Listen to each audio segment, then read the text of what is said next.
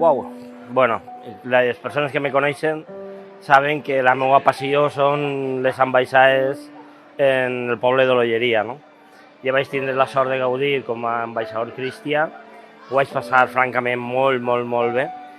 I bueno, sempre veus l'ambaixada mora, te dona aquest punt d'enveja de dir, ostres, no podré fer alguna vegada d'ambaixador moro. I bueno, quan va presentar l'ocasió, pues, la vaig agafar en seguida, no? Per mi és un orgull, no? Poder haver fet les dues ambaixades, que fins ara no va fer ningú.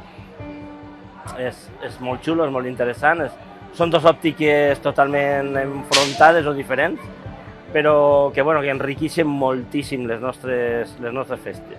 I m'encanta, m'encanta. A mi l'ambaixada d'Olleria sempre dic que és brutal, és bestial. És molt estrany i a qualsevol ambaixador que li preguntes possiblement te diga el mateix. El dia el passes mal. Nerviós, mal de panxa, pareix que les frases te se olviden, intentes repassar de cap moltes vegades l'ambaixada, però puges al cavall, tot entra en una espècie de calma, de trance estrany, xafes la plaça i les frases venen soles, no? Però bueno, no és una experiència que soles hagi viscut jo, no? Parles amb antics ambaixadors i tots te diuen el mateix, Toni, tranquil. Saps que puges al cavall, que tot es calma i del cop al repent fluís, simplement fluís, no?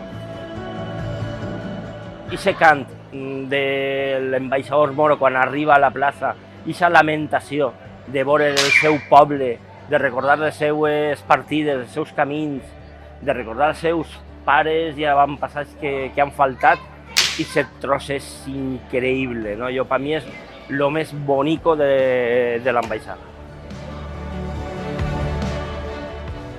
Quan eres ambaixador o ja tens en projecte ser ambaixador, un poc t'obsessiones en veure què han fet els companys anteriors, no? I si el dones compte, cada un ha portat alguna més. Hi ha molta gent que diu, l'última ambaixada va ser brutal, la millor de la història. Sí, això és el lògic. I l'any que ve, segur que l'ambaixador que entre farà un puntet més, serà encara millor. Tenim que anar construint entre tots i totes per a que el nostre poble gaudisca de lo que és ara mateixa una de les millors i més serioses festes de moros i cristians que se poden trobar. I des del moment 1 jo vaig intentar transmetre i dir, Juanvi, això és dels dos. Se pot crear una competició i igual els dos estrellem en la primera curva. O podem intentar fer les coses molt bé per a que els dos gaudim i que les dues filades gaudisquen, no?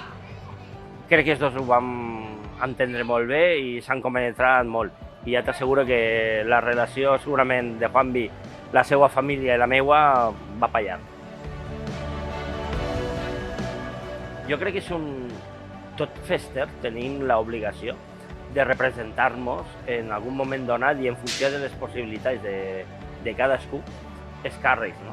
Viure la festa està molt bé, però mantindre les tradicions crec que és una obligació que tot fester tenim, no?